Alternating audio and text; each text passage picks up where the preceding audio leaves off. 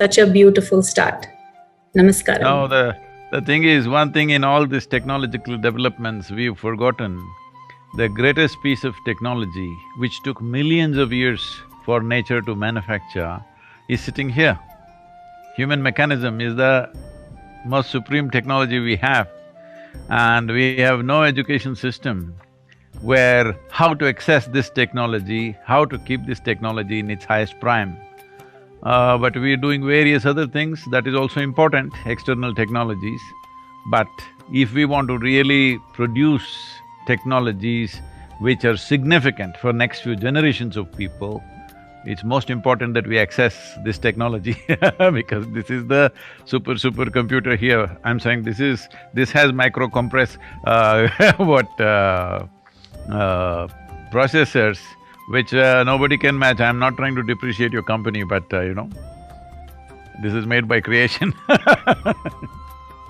Very, very true, Sadhguruji. Like you're saying, it took millions and millions of years to get the smartness into the living beings. And you very correctly say the computers today can be equated to the earthworm's mind as compared to the human mind. So the evolution, like you say, is so worthy. So namaskaram, Sadhguruji, and welcome to the Bengaluru Tech Summit. I'm very honored that I got a chance to talk to you. Nimmundige matanadu tirudu nana bhagya. Kannada ಉಪಯೋಗ ಮಾಡ್ತಾ ಇದ್ದೀರಾ, ಆದ್ರೆ ಕನ್ನಡದಾಗೆ ಕೇಳಿಲ್ಲ ಅದು ಸ್ವಲ್ಪ ಕನ್ನಡ ಕತ್ಕೋಬೇಕು. ನನಗೂ ಕನ್ನಡ ಕುಂಟುತ್ತೆ ಈಗ, ಅಭ್ಯಾಸ ಇಲ್ದೇನೆ ನನ್ನ ಕನ್ನಡ ಕೂಡ ಸ್ವಲ್ಪ ಕುಂಟುತ್ತೆ. ಸ್ವಲ್ಪ Kannada. That's wonderful, you're making the attempt. Sadhguruji, the one question that I wanted to start with, it is a beautiful confluence of technology and spirituality. You're called the mystic, but let me start with a more basic question. No, let me correct the question. From a very high-level technology, which is the human being, to, you said earthworm-like microprocessor you're doing. Yes. So two technologies. Very, very true. So that's how evolved you are in terms of, your inner technology. But Sadhguruji, the first question is a more basic question.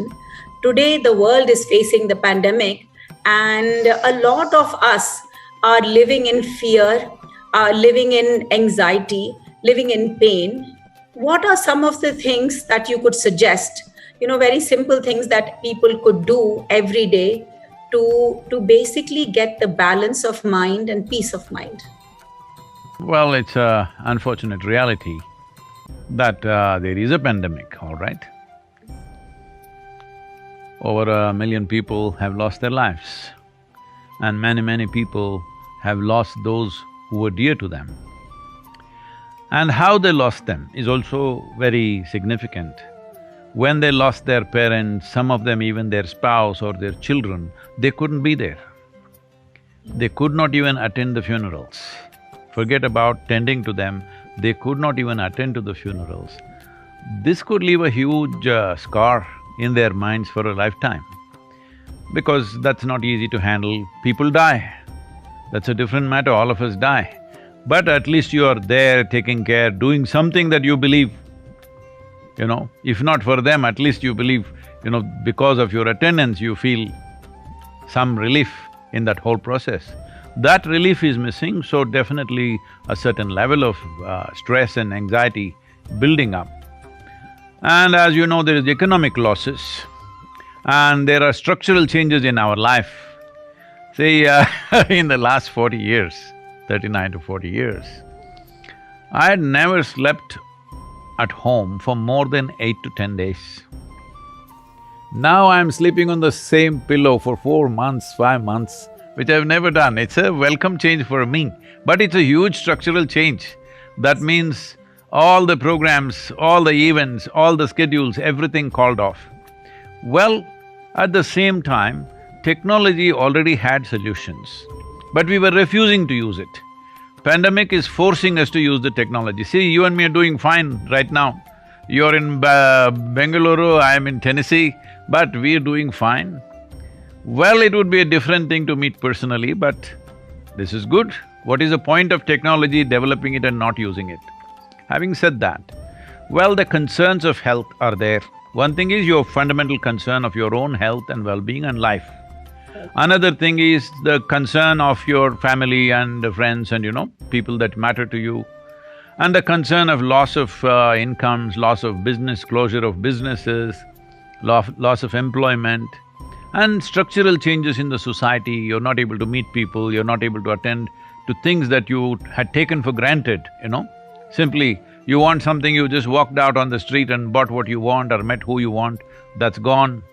So, these structural changes are actually impacting people much more than various other things.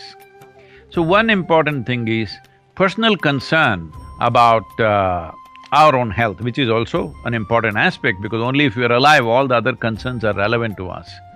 One thing is to enhance the immunity. Immune system can be greatly activated by doing certain simple processes. Right now, millions of people, particularly medical professionals, are doing these practices which we taught online. It's called Simha Kriya, which brings your immune system up very quickly. This is one thing we must do because staying alive is a fundamental responsibility right now. And keeping people around us also alive is also equally important responsibility. The next thing is the mental situation. Staying physically alive is paramount. Next thing is your mental situation because staying alive should not become a torturous process. Right now it is becoming like that and the number of suicides are increasing. WHO is talking about suicide pandemic may unfold. So that is really… if the virus didn't get you, you're doing it to yourself, that is a terrible thing to happen in the world. But unfortunately, humanity is moving in that way. What is it that human beings suffer if you look at this? One thing is, if physically we get sick, physical suffering will happen. But that is a small percentage. The real suffering is mental suffering. Mental suffering essentially means you suffer your own intelligence. If you had the brain of an earthworm, because you brought the earthworm in, if you had the brain of an earthworm, you would be quite peaceful. Now there is a cerebral possibility in you which is not comparable to any other creature on this planet, another level of cerebral activity. This is the greatest boon we have, this is what sets us up as human beings, but this is what most human beings suffer because they are not able to handle their own cerebral capabilities. If they had half the brain that they have, they would be quite peaceful. With a full brain, they're struggling. But you tell me, because you are in the processor which is in a way trying to manufacture intelligence, all right, in some way. Intelligence essentially means right now for people, this is not my definition, but in people's experience, a certain amount of memory and an imaginative way of using that memory is considered intelligence by most people. Which is what the artificial intelligence is also going in that direction, your entire computing system is going in that direction. There is a data, imaginative use of that data is intelligence. That's what people understand as intelligence. No, that is just intellectual process. There are other dimensions of intelligence which does not depend upon data, that's a different matter, we will look at that if there is time. So for this, the simplest thing is, you have only two kinds of suffering, physical suffering, mental suffering. There is no other form of suffering. There is a simple process, once again millions and millions of people across the world are doing this. This is called as Isha Kriya. A simple process with which you bring a little bit of space between you and your body. Little bit of space between you and your mind. What does little bit of space mean? See, right now, this clothing, this is loose. So always I'm conscious that this is my clothing. Suppose I was wearing skin-tight nylon clothing. After some time, I wouldn't know which is my skin, which is my clothing. It is so. If something doesn't leave any space, you think you are that after some time. So, right now what you call as my body is an accumulation which you gathered over a period of time. What you call as my mind is also accumulation of impressions that you gathered over a period of time. If you create a little bit of space between you and your body, between you and your mind, this is the end of suffering. Only when there is no fear of suffering will a human being walk full stride. Whether pandemic or no pandemic, this is something that everybody must do, that you have no fear of suffering because your life is a limited amount of time. Only miserable people think it's very long. If you're joyful and well, even if you live for 100 years, it's too little. One who is… see, on a particular day, if you're very happy, you notice 24 hours pass off like a moment. If you're miserable, 24 hours feels like a eon, all right? So, time is a very relative experience. If you keep yourself well, 100 years is just nothing. It'll just get over like a few days in your life. So, this is very important that one is free from the fear of suffering, because only then you can walk full stride, otherwise entire life will be half steps. Human genius, human competence, human capability has been severely crippled because the fear of suffering. And unfortunately, the religious forces, moralistic forces, ethical forces have always been trying to manage humanity with fear. You don't do this, you will go to hell. You don't do this, we will punish you. You don't do this, we will beat you. This has caused fear. Right from childhood, even a kindergarten child, people are managing, even an infant, they're showing stick and saying, if you don't do this, you will get this, all right? So, when fear has been the basic way of managing humanity, you have crippled the humanity. Human genius will not flow. Only now, I would say, not even 1% of human beings get to unfold their capabilities and genius to some extent. 99% is fear-based. Very true, very beautifully said, Sadhguruji. I will go to my next question. Since this summit is based on technology, so we have seen over the last so many centuries a lot of life-changing, world-changing technology developments. So I'll just name a few. Automotive industry started in 1900s. In 10 years, 80% of New York City had cars. If you look at, internet is supposed to be a curse and a boon, but in 1983 is when internet really started, and now we seem to not be able to live without internet. Now, as we speak, artificial intelligence is being looked at a technology for population scale, looked at for various solutions that human beings can imagine at very large scale. Now, if we look at technologies like AI, I believe that they need to be built on foundation of ethics. But can we build a framework for AI that leverages from spirituality, that leverages from ethics? I wanted to hear your viewpoint on how do you think we can leverage the knowledge that we have, the spiritual knowledge that we have, the compilation of a lot of moral and ethical needs into solutions that AI could develop. So just wanted to hear your viewpoint, Sadhguruji. If I can make a little correction on that question, if it's allowed. Absolutely. Because spiritual process is not morality. Spirituality is not morality. Spirituality is not a bundle of ethics. Spirituality is not commandments, thou shalt not do this, thou shalt not do that. Because morality is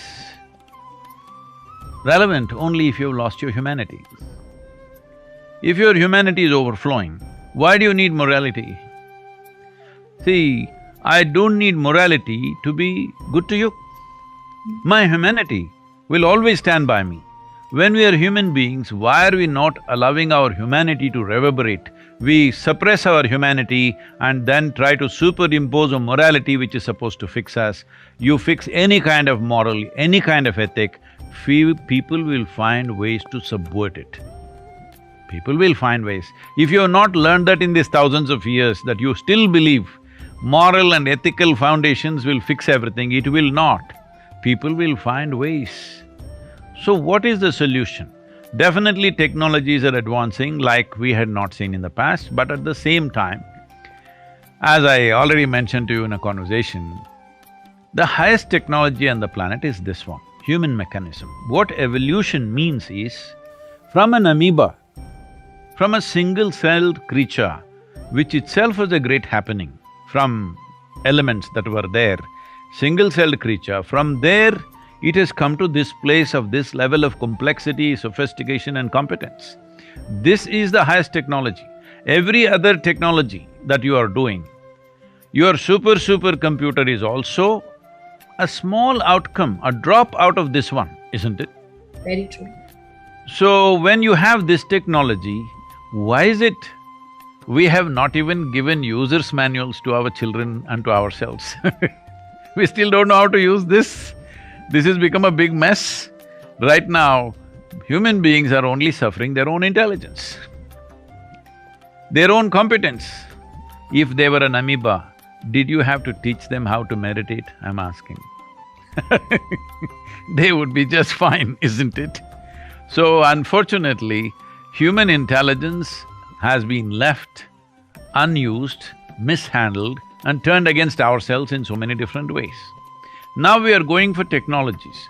Whatever the technology, the important thing is who handles it, right? The impact of the technology upon the world is not determined by technology alone, who handles it. Just something as wonderful as a phone, cell phone, okay? We are a classic example as a generation of people because half our lives or more than half our lives, we did not have such an instrument. Suddenly this thing came, initially we didn't figure what it is. Once we realized what it is, we grabbed it, all right? There's another generation which has been born into a cell phone, or maybe they came out of a cell phone, I don't know, because it looks like that, because they keep looking right there all the time. But we know how significant a difference it's made in our lives, this simple instrument. Otherwise, I used to make these calls. There was a time I'm driving across India when I'm building Isha Foundation, I'm talking about 35, 40 years ago. Now I have a call day. When I'm driving on the highway, I'll always be looking for one of those blue-colored half grill and half metal thing, which would be hot as hell. To make a call, I will look for something where there are not people and other things, then I stop. Once in 15 days, 20 days is my call day. Those days I don't have a telephone book or anything. 700, 800 numbers and names, I remember the PIN codes and the works, international, national, everything. So I go there. First thing is, I'll give 5,000 rupees to that guy. He's surprised because normally calls are 20, 30 rupees. Here I give him 5,000, I say, just keep it. Then I go into call, my calls go on 4 to 6 hours. Then other people come, they want to make their short calls. They're all screaming from outside, but that guy manages them because I've already paid advance to him. He's a big customer I am suddenly. So once in 15, 20 days, I make all these calls. By the time I'm finished, my forefinger is almost falling off. Tur, dialing that. Today, if I'm driving or even on a motorcycle, if I just say the name, my phone calls. And I'm just talking inside my helmet, I'm talking and riding all over the place. Oh, I know what the benefit is, but people are dying out of cell phones. Taking selfies, they're dying. Talking on the phone, they're walking under the bus. All kinds of things they're doing. So I'm saying technology by itself is agnostic. It has no quality of its own. Who uses it, for what purposes we use it. But till now, the history of technology has been such, always the cutting-edge technology always went into the military hands first. Military usage is first. After we have figured out how we can kill people with this technology, then we will figure out how to save lives, how to do good to the world. This has been our history till now. Last 100 years, if you look back and see, all this happened this way. This we must change. If this we have to change, this is not going to happen with morality, because morality is very identity-based. See, now I'm an Indian. I can use technology to kill somebody that India doesn't like. Now I'm an American, I can use this technology to kill somebody who's not an American or who I perceive as against America. So I'm saying, your morals, ethics, values are all very identity-based. This is why spiritual process is significant, Because spirituality means your experience of life has transcended your physical nature. Your physical identity of my body is my first physical identity. Then comes my family, my community, my nation, my race, my religion, variety of caste, creed, whatever else. Isn't these identities, even if I have a simple stick, I will use it against those who are against my community, against my nation, against my race, religion, whatever. If I have a knife, I will use that. If I have a computer, I will use that. If I have a bomb, I will use that. If I have the greatest piece of technology, artificial intelligence, whatever, I will use that because this is identity-based. Our intelligence, everything functions around our identity. So what needs to happen in the world is, this limited identity must go. We had this well established in our country, which we killed it with British education. Before starting education process in India, there was a process where we made sure the child stands up and says, Aham Brahmasmi. This means my identity is cosmic. Yes. Because education is seen as empowerment. If you empower a person who has limited identity, he is a disaster for the world. He may have good intentions, but his good intentions will be limited to his community, his nation, his race, his religion, like this. It is important we raise human beings in a way where our identity is cosmic in nature, at least global in nature. Only if this happens, that genuinely, right from childhood you came up in a way, seeing that you are a global citizen or a cosmic citizen, you see that you are a part of this and everything is actually a part of you, only then this will happen. This is what spiritual process means, that your experience of life is one with everything. The word yoga distinctly defines this. Unfortunately, people think yoga means twisting and turning. The word yoga means union. That is, in your experience, you experienced everything as yourself. I mean, this is not some rocket science, this is so simple. See, if you're breathing, is it very difficult to understand that when you breathe, one part of your breathing apparatus are here, but the entire atmospheric bubble is your lung. Without it, you cannot breathe, isn't it? One is pumping in, one is pumping out, in and out, but without this bubble, can you breathe? So at least if you identify with your entire portion of your breath, you would be one with everything. You know, we started a whole movement called Project Green Hands with this.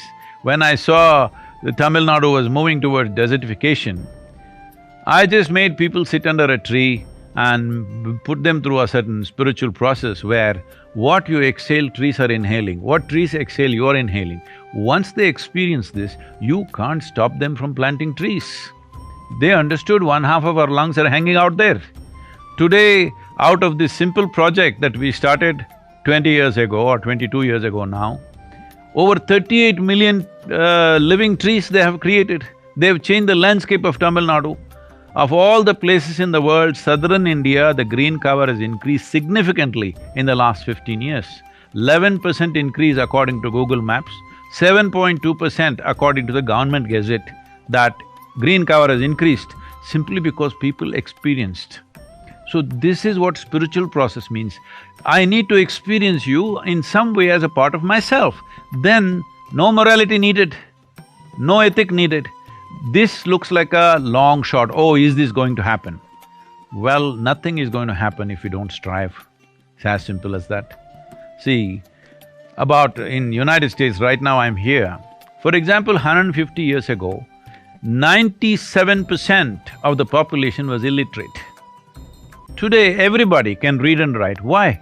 Because they created the infrastructure of schoolroom, created the infrastructure of teachers, isn't it?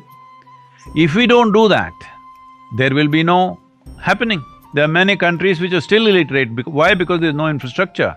Similarly, to turn inward, to experience the deeper dimensions of our lives, there is no infrastructure.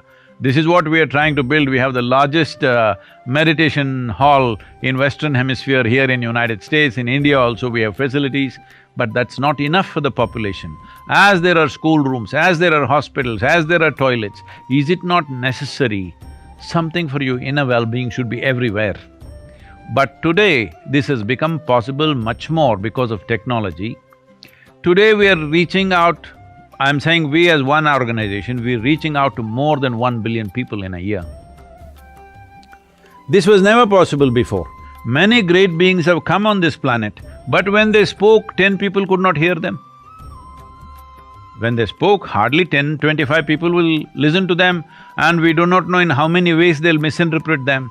Today, because of technology, see, I am sitting on this part of the world, you are sitting there, we are talking, we can address every human being on the planet. At this time, when we have such technologies, if we don't strive to transform human beings, that means we don't care. I completely agree with you. What beautiful explanation.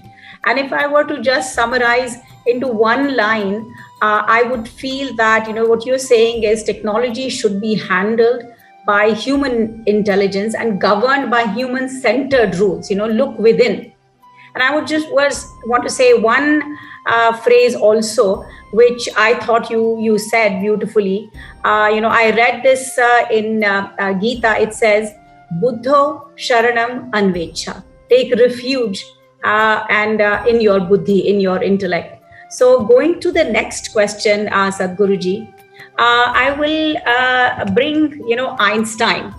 And everybody looks at Einstein as a great scientist. But, what he said, that he believed that the fundamental laws of nature that govern the earth, something that is observable, something that's unbreakable, rules of cosmos. He said, that is God. Because science could not explain things beyond a certain point.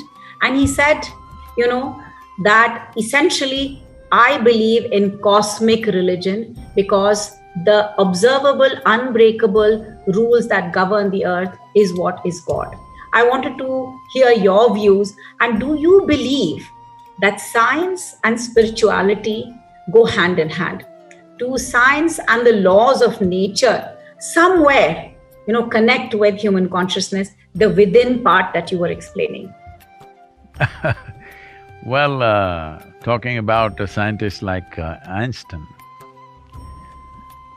he said something like this, I'm paraphrasing, I may not be correct on the quote. He said something like this towards the end of his life when someone asked if you're given one more chance, for sure you will be a nuclear scientist, wouldn't you be? He said, no, if I'm given another chance, I would rather be a carpenter or a plumber. Because he has made many statements like this, talking about how modern science is a very keyhole way of looking at the larger life process. After all, you're trying to understand and delve into life process. When I say life process, planet is life process, cosmos is life process. Life as we see it, if you want to need an analogy, it is like cosmos is like a big tree, life is like a small flower. But ultimately, all these planets and stars and whatever they're doing, the flower of that is life. So, I'm a little disappointed even with Albert Einstein because he's still trying to promote one more religion, a new religion. But believe me, you give them a new religion, within a few years they will make that into another kind of fanatic religion, all right? People will do that because identity, again limited identity. So you are a Hindu, I am a cosmic religion. We will fight again. I'm saying I will call myself cosmic religion, but again the same problems will come.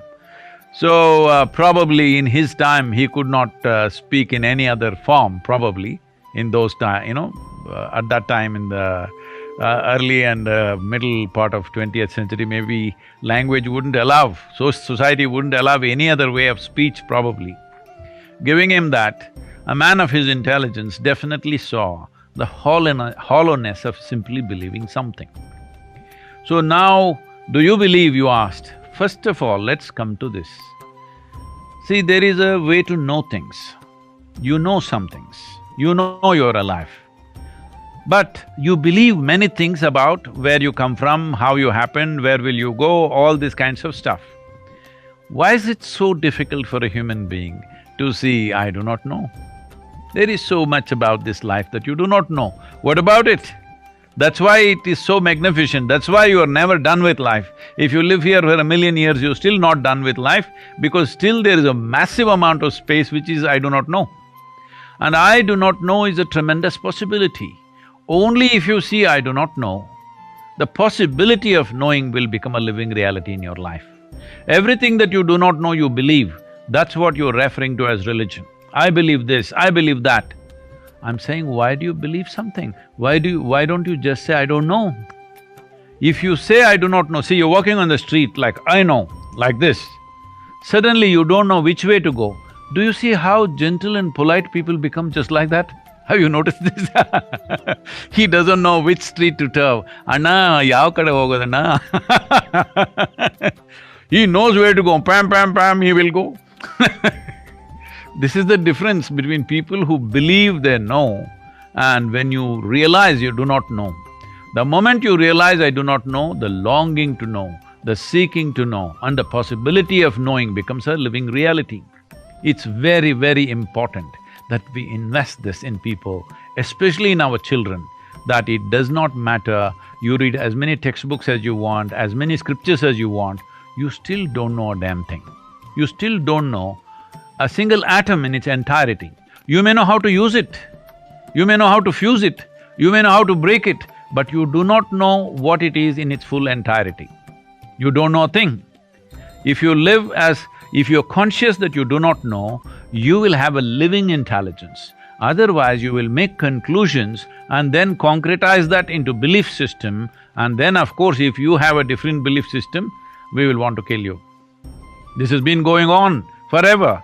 So I am putting it in a very simplistic terms, but the moment you believe something and I believe something totally different, is there a confrontation or not? Two people, both of us do not know, where is the basis to fight? Both of us can explore in as many ways as we want. Life should be a constant process of exploration, only then there is science. So how do you say science and spirituality? There are no such things. There is only spirituality. Science is just a small physical expression of that. This may insult a lot of scientists and others, but I'm saying this, they are only looking at the physical dimension of the universe, right? Am I correct? Science is only concerned about the physical dimension of the universe.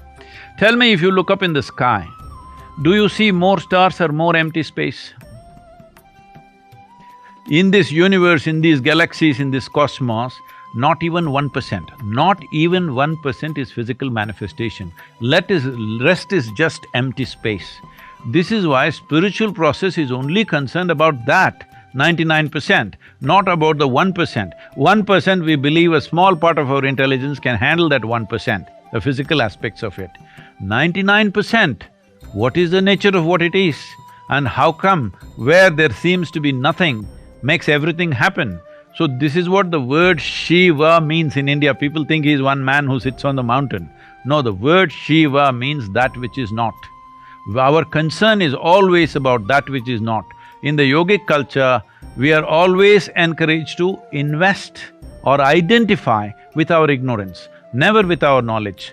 Because even if you have read the libraries of this world, what you know about this cosmos is a minuscule. If you identify with this knowledge, you will become a minuscule. But our ignorance is boundless, isn't it? If you identify with your ignorance, you will become boundless. See, that's why I'm like this, ignorant and wonderful. That's beautiful. I can tell you a small little joke that was going around some time ago. This happened in 2050. So God, because the scientists of the world sought an appointment with God. And they went there. They told him, hey old man, you've done pretty well, but it's time you retire because everything that you can do, we can also do. God said, oh, is that so? What can you do? So they picked up some soil and did whatever processes they did for a period of time, and it became a living infant and started crying. God said, well, that's pretty impressive, but first get your own soil.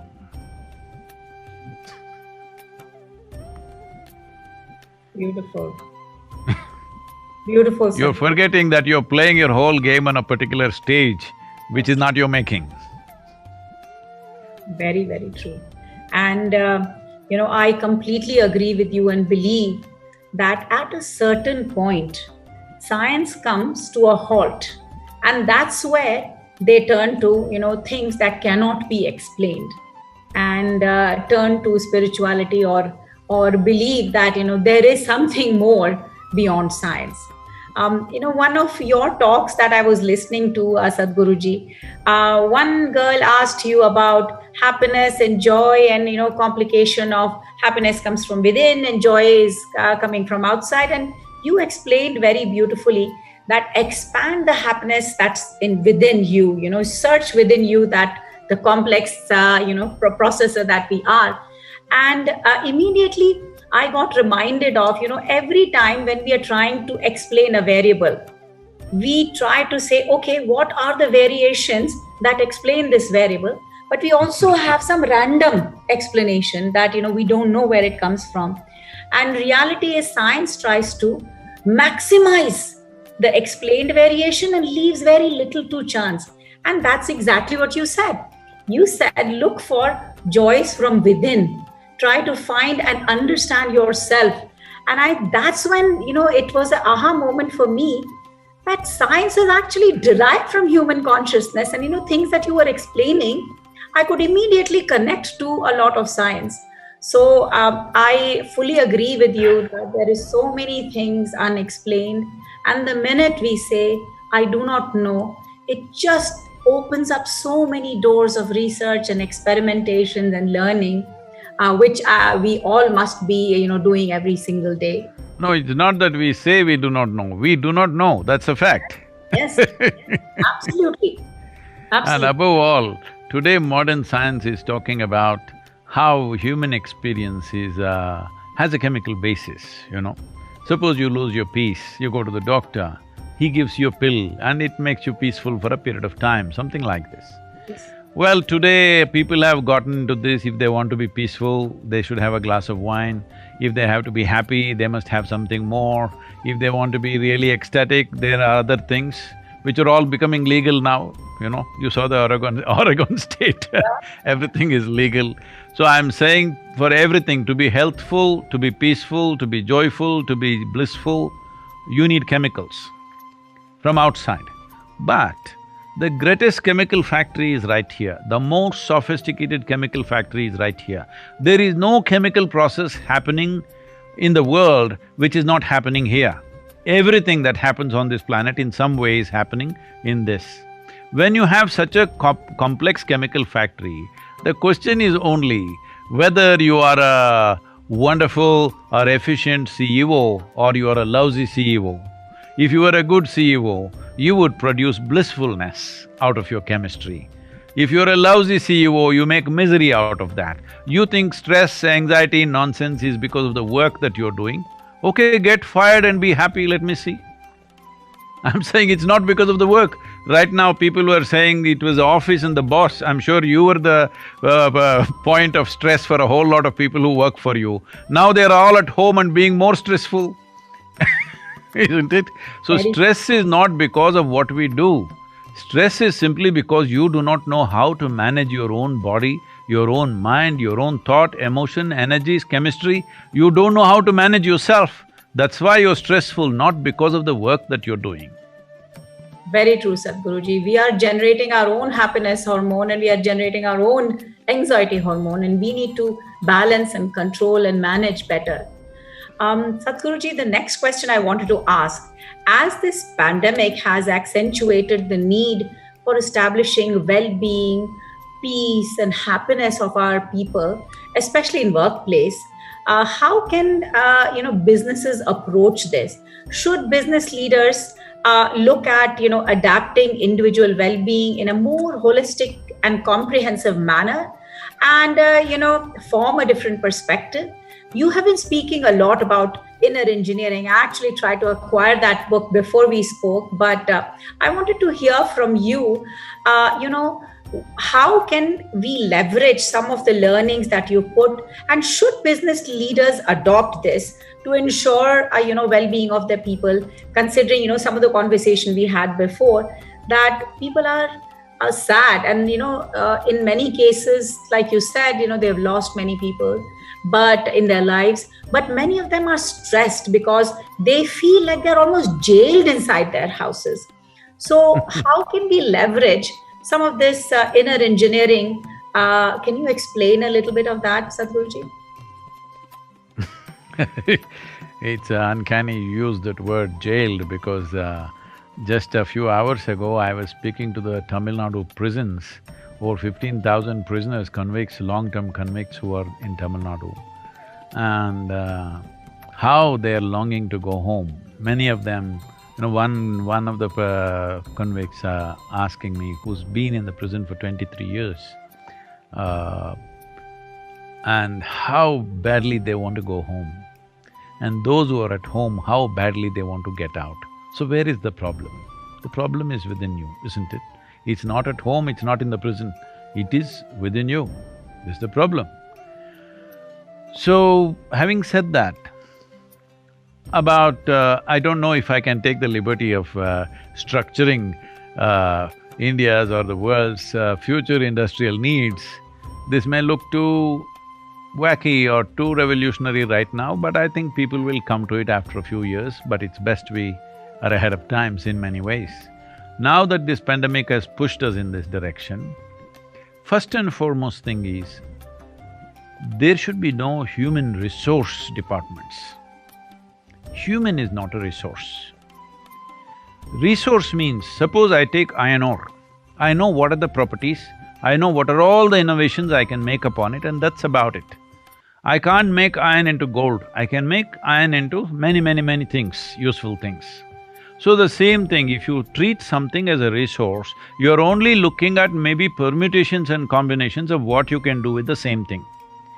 But a human being is a potential. You have to unfold him or her.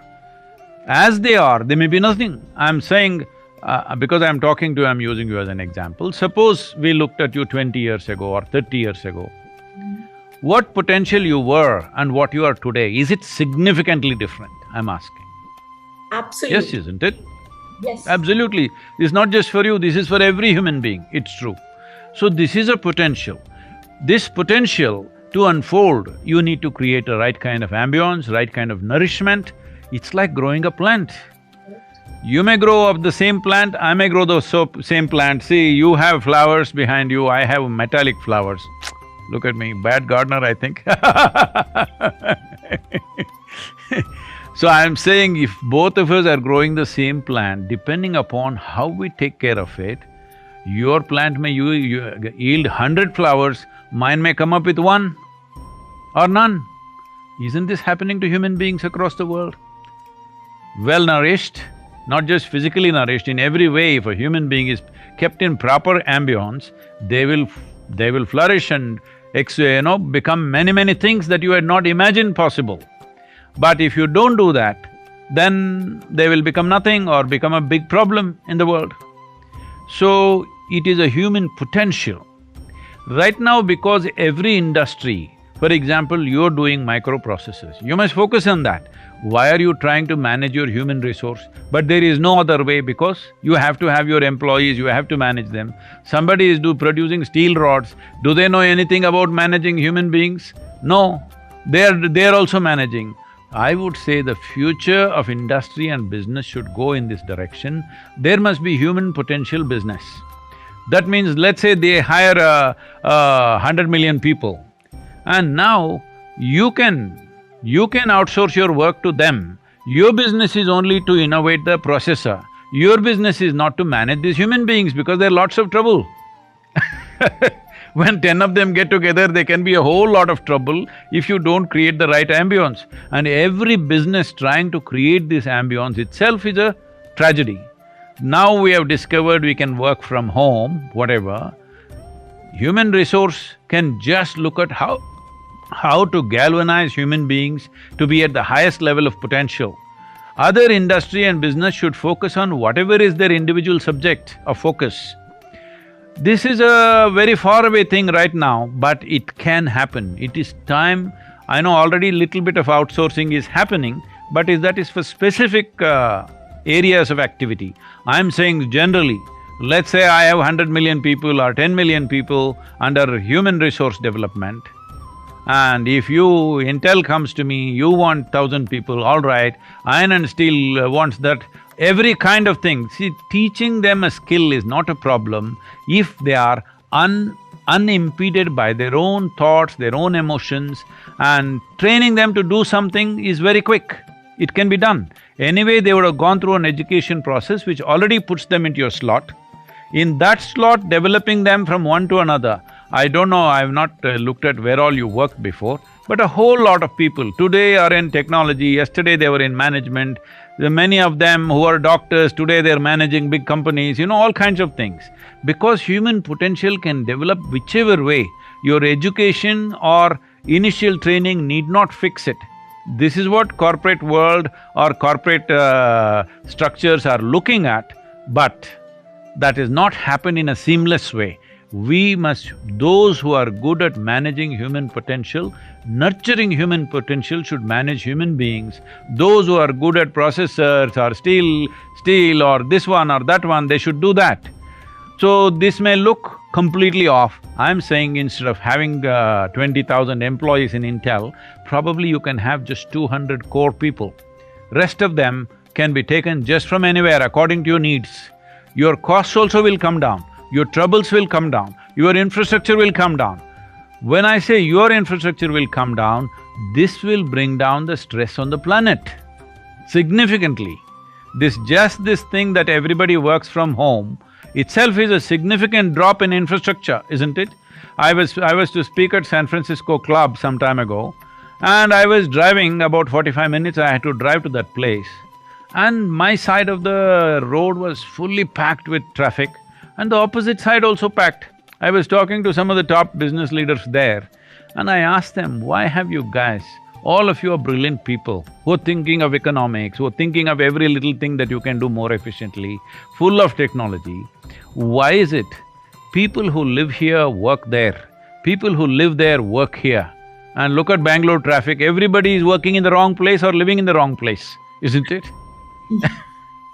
I've been talking to Karnataka government and also few builders. Yeah, I'm saying just go out of Bangalore city, 50 kilometers, even 100 kilometers, go out. Take 50 acres. Anyway, you have 2 FSI permission. Just 1 acre, build 100 floors. Remaining 49 acres, have a wonderful forest. This building should have housing, offices, at least school up to 7th standard, little bit of shopping, a small theater, whatever you want. That is 5 to 6 days in a week, you don't step out of the building, you stay in your own thing. Completely, no power lines, no sewer lines, nothing. It can be completely self-sustained. Above all, children will get to grow up in good atmospheres. Right now in Bangalore city, if they step out of their home, they are into the traffic. This is how children are growing up. When children grow like this, how I've grown up in open spaces, when I see the children growing up without playing a game, without knowing what is an open space, what kind of adults will they be? How will you do this, I'm saying? So you can have a bonsai tree in your home. Is that the same as a full-grown tree? So you are making human beings into bonsais, small scale. Just everybody grows up physically because they're eating well. Beyond that, nothing happens. Because if something has to happen, it needs exposure, it needs other atmosphere. You need many things to happen. I must tell you this, right now pandemic everywhere raging. We are over 4,000 people in the yoga center in India, not a single infection.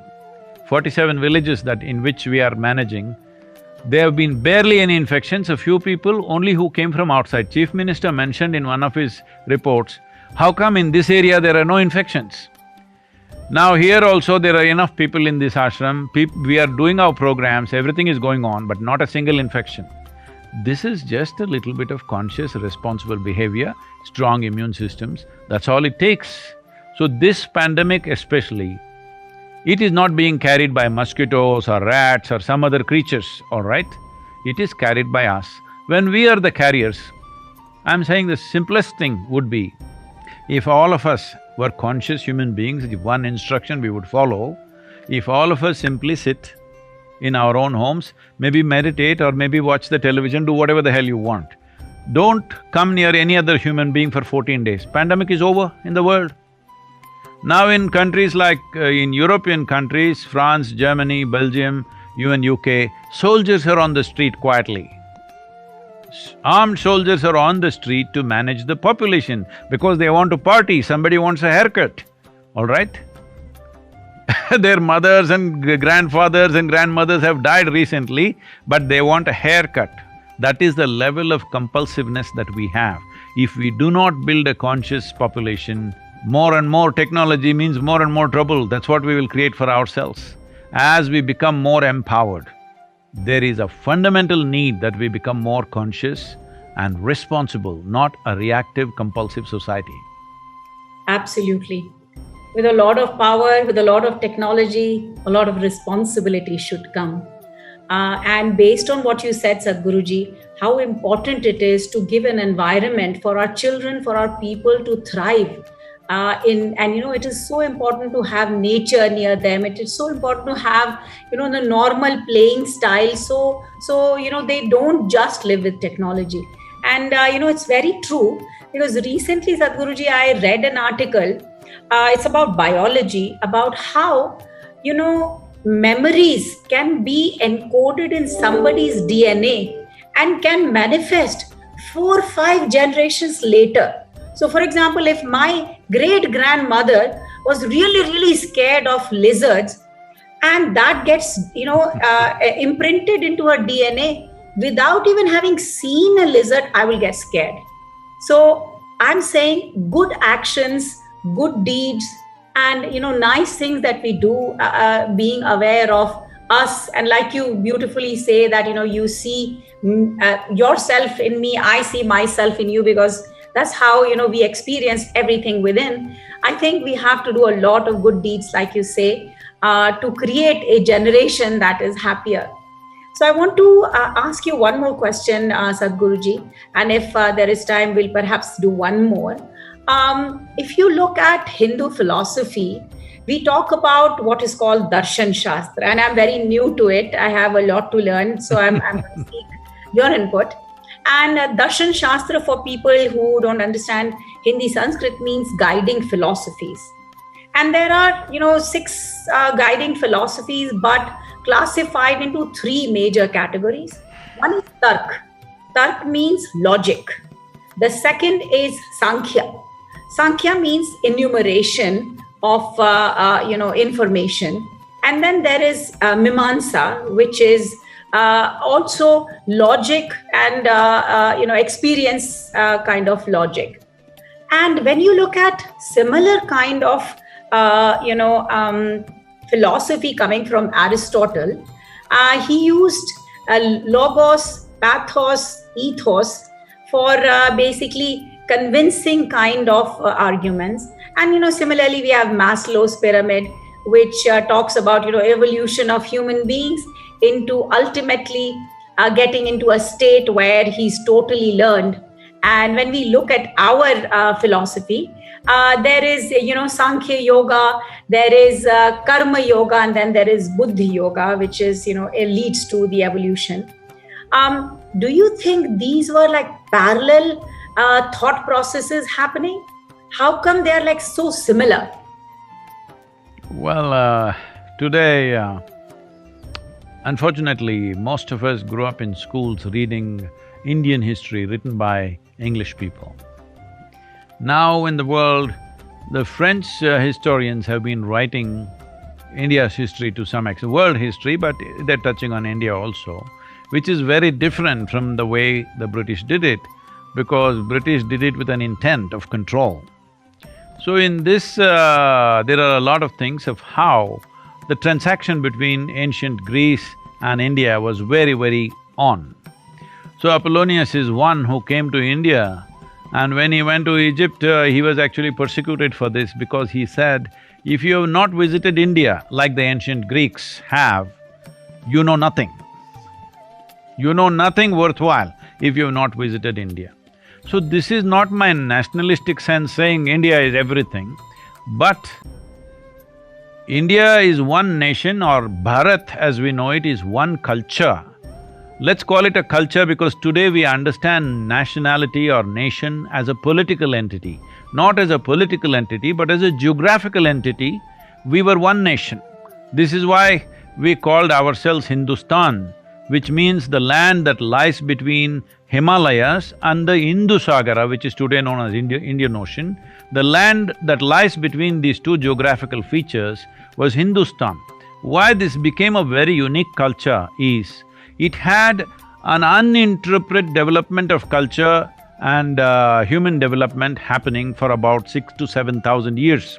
Because the Himalayas protected us from warlords coming from elsewhere, and the Indian Ocean always was a protection for us till the ships became, the way to come. That was only in the last few hundred years, till then it was all blocked. So because of this uninterrupted thing, our focus was not on our survival process. Land was rich, full of rivers, wildlife, and vegetation was richest in this country. Even today, if you take a handful of soil, there are over 50,000 species of microbes in the Indian soil, in the southern Indian soil especially, which is not comparable to anything in the world. 50,000 species exist in one handful of soil. So that gave us a very rich fauna and flora, which made our lives easy in terms of survival. And there were no invasions happening, no battles and wars of a great proportion. This also became our problem because we did not develop such armies, we did not develop fighting men.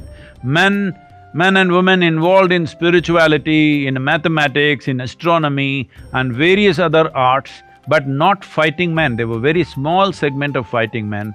This is why the nation or this culture was conquered so easily. A few hundred people who came from elsewhere, actually they came as bandits. But when they saw the culture was so soft, they became emperors over a period of time, because they were fighting men, and here men were interested in higher things. So we did not find that balance of external and internal, became too much internal and intellectual. Because of that, we paid a price. Having said that, now the important thing about these three dimensions that you mentioned is, well, how yoga looks at it is, there are four dimensions of intelligence within you. One is the buddhi, which is the intellect. Intellect is wonderful as an instrument of survival. You can survive in this world only if your intellect is reasonably sharp. And you want it sharp. Everybody, if you ask any human being, you want it, your buddhi sharp or blunt, you would say, I want it sharp. So it is like a knife, it's a cutting instrument. If I give you a cutting instrument, first thing is you must know where to hold it. If you hold the blade side of it, the harder you hold it, the more it'll hurt you. This is what you are seeing across the world. People are hurt by their own intellect. They don't need any external help. They are poking themselves all the time. Another aspect of the intellect is, as it is a cutting instrument, as it's a knife, you can use it only for cutting purposes. You want to stitch your clothes, you used your knife to stitch them, you will be in tatters. That is what is happening to human life right now with modern education, where we recognize only intellect as intelligence. For this we paying a heavy price. Other dimensions of intelligence are not coming forth. Now people are beginning to talk emotional intelligence. But the way you think is the way you feel, they are not two different things. Because how you think is how you feel, they're not separate. It is just that one is a more sappier part of the intellect, which is emotion. But there are other dimensions of intelligence within you. The next one is called as ahankara. This is the identity. Ahankara does not mean ego, it means your identity. As we already went through this, I'll skip this because your identity determines how your knife functions.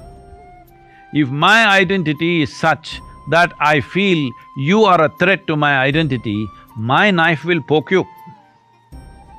This is how human intellect works.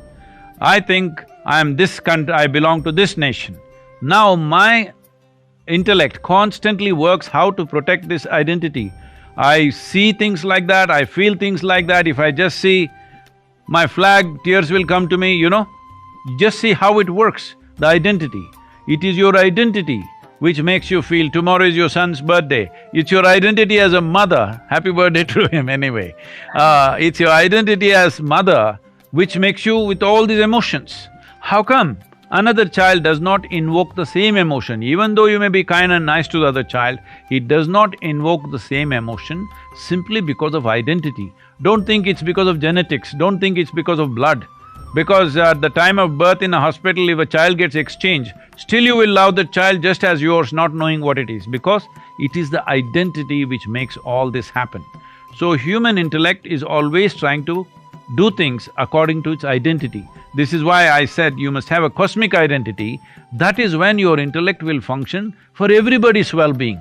That is when human intelligence can be harnessed for larger things, that you will not be a consequence of your individual ambition, but of a larger vision for everything. The third dimension is called as manas. The question that you asked, how if your grandmother had a problem with the lizard, that problem comes to you though you have not seen a lizard. Yes, today science is accepting this, but forever we've been talking about samskara. What is your samskara? Because of your samskara, you're experiencing things in a certain way. What we call as manas is a silo of memory. Silo of memory means here there is elemental memory, there is evolutionary memory, there is genetic memory, there is karmic memory, there is articulate and inarticulate forms of memory, there is subconscious and conscious forms of memory. Right now, most of the memory that you use in your daily life, in your work, in your family, all this is just conscious memory, which is a thin veneer. It is not really much, it's just a thin sheet, that's all it is.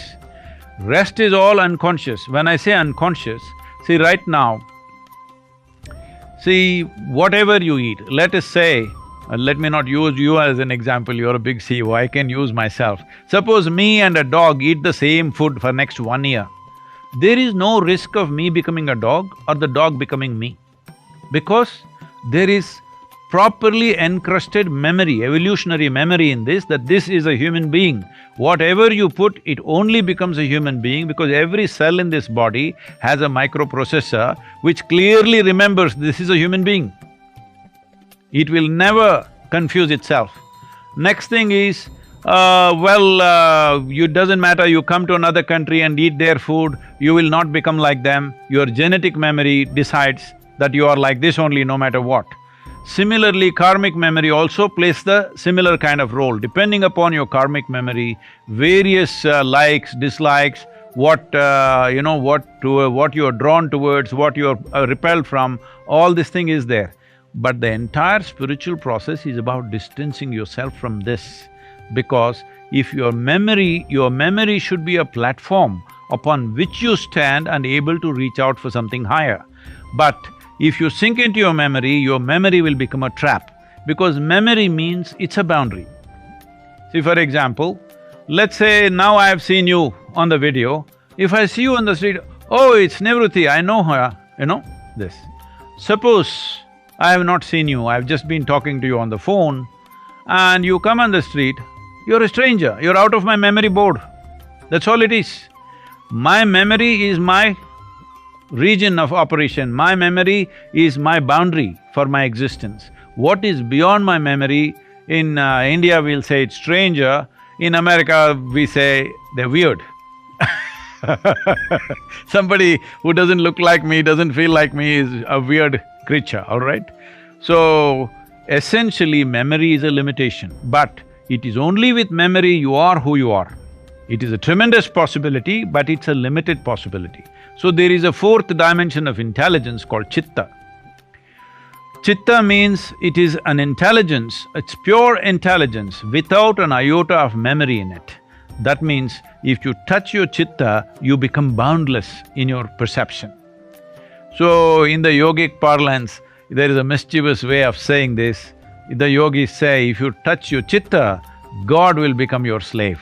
For this you may get killed in many cultures, but in yoga we say if you touch your chitta, God will be your slave, because you don't even have to ask what you want.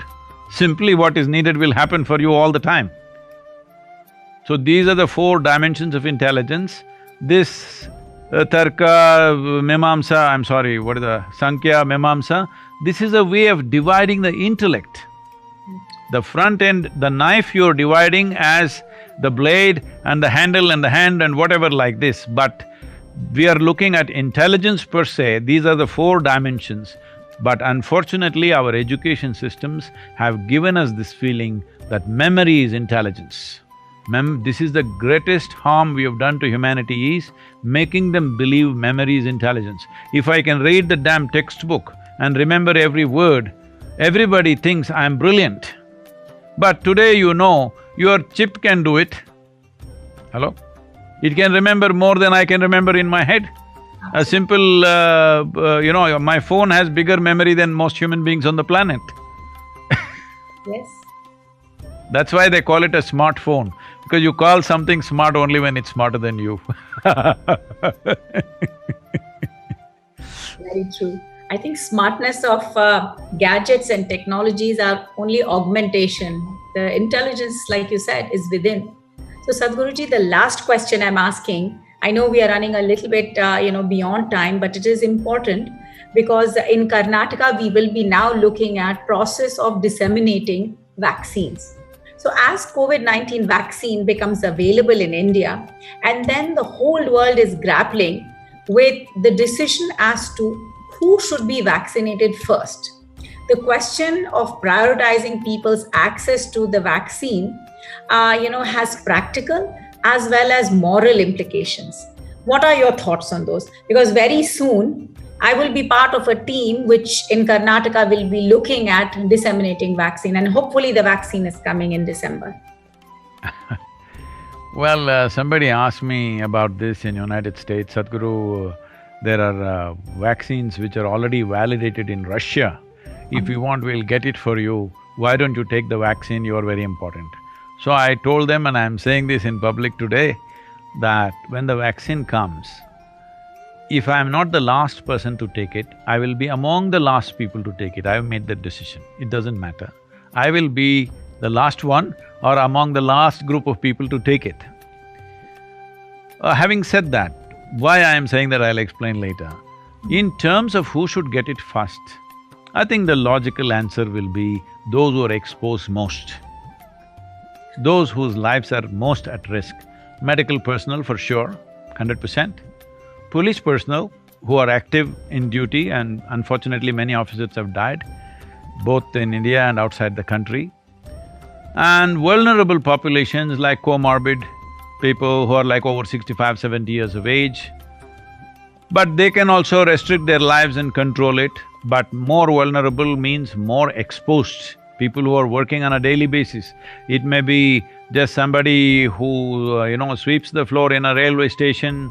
It could be all those people who have to go out to work to make a living today. They must get it first.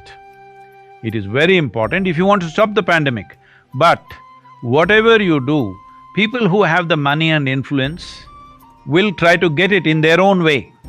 So I feel this will be very controversial, what I say just now, what I will say just now, but I would want people to think about it without reacting. I would say you must also make it available to rich and powerful and charge them big time. Let's say it's 1 lakh rupees for the vaccine. What we should do is, if somebody pays 1 lakh rupees for the vaccine, I don't know what's the cost, I'm just assuming, if it's 100 rupees cost for the vaccine, then this 1 lakh should be given. If one rich person or one economically capable person gets it out of turn, that many vaccines must be given to people who cannot afford it. Some kind of adjustment, because ultimately you will need money to distribute. Yes. You will need economic prowess to distribute.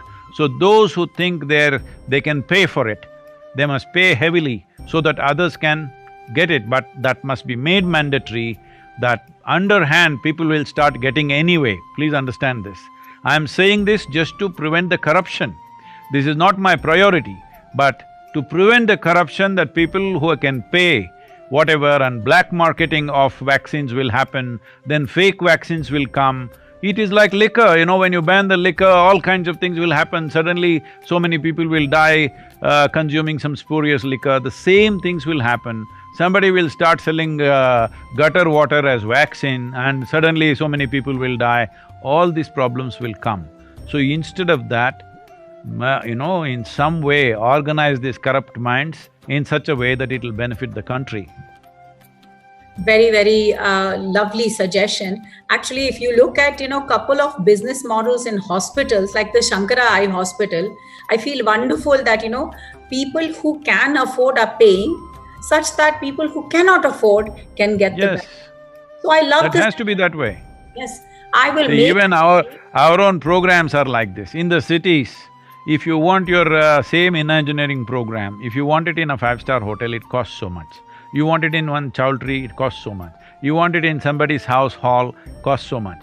In the villages, it's absolutely free. 70% of our programs are free in the villages. But if somebody doesn't pay, how to keep the service going? Yeah. So corporations, who sign up for bulk, need to pay a little bit more such… and this could be Yes. a process that we could build. So thank you, Sadhguruji, for your time. I will again say that, it was my honor to be able to talk to you. Despite the fact that I'm sitting thousands of miles away from you, I felt your energy, the positivity, and I hope everybody listening to you feels the same way and, goes back home with, more enlightenment and looks at ways to become happier through these times. They're already home, they don't have to go back home, they're just home.